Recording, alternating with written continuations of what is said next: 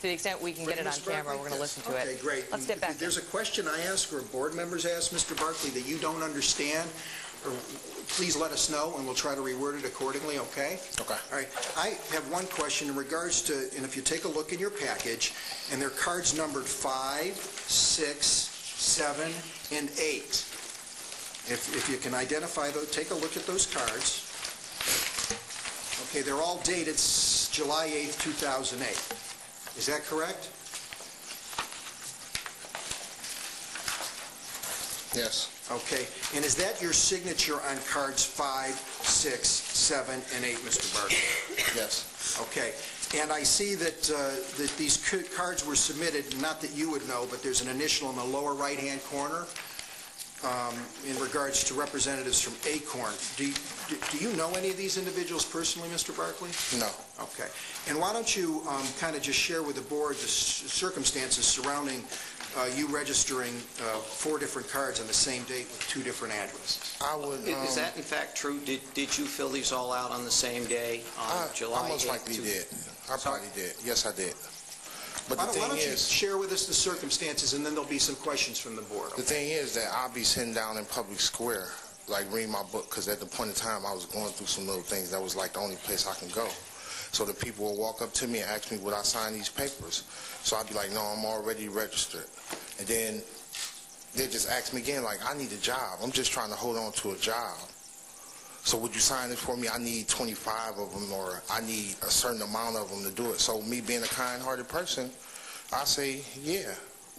I didn't know that I would have to be in here for this. In regards to the addresses, Mr. Barkley, you put down 538 Superior Avenue on cards 5, 6, 7. Is that? No, actually, that's my job. At the point in time, I was, like I said, I was going through some things, and I wanted to vote. So I put down 5. I put down my job address so that I can get my card, so I can go and vote. And then on card 8, you put down another address at 1609 East. That was where I was staying at first. What is that address? That is my mother's. That's my mother's house. That was on my first ID.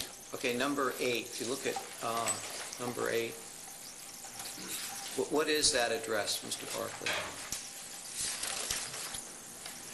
That's my mother's house.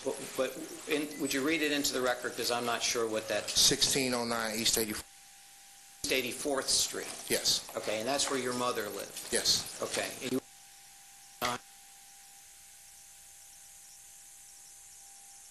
I actually just moved into a, my address is 15 Superior Avenue.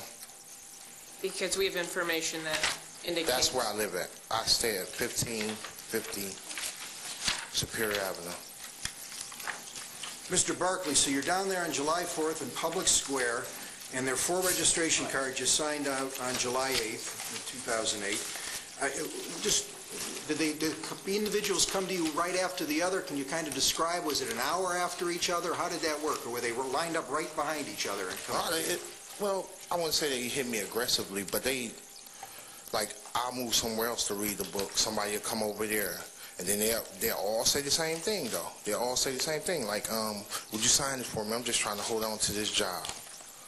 That's like the second thing they'll say before they ask me, am I registered? I would be like, yeah, I'm registered. They'd be like, still sign it. Did they approach you one at a time, or were there a number of people working together at Public Square? It was a number of people. They didn't approach me all at one time, though. When you explained that you were already registered, did any encourage you to perhaps re-register using a different address? No. How did you come to make that decision where, you know, on one of them you used one address, but on the other 3 you had used a different address? It was like different dates. I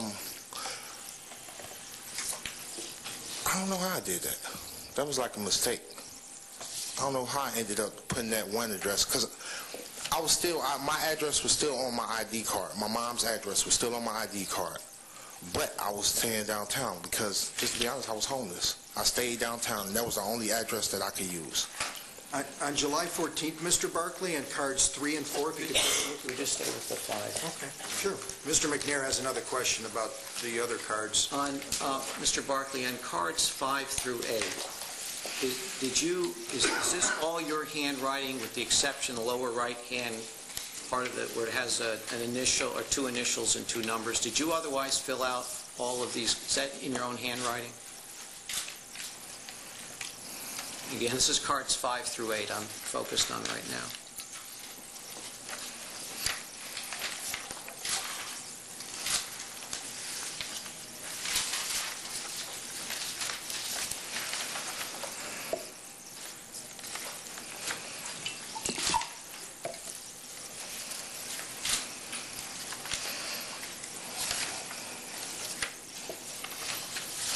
Yeah, looking at them, yes, I did. Okay. And just more generally, would you take a moment and go through all of the cards and tell us... Wait, before you do that, because actually you asked the question I was going to ask about 5 through 8, and I just want to clarify if I can before you go through all of them, if I may.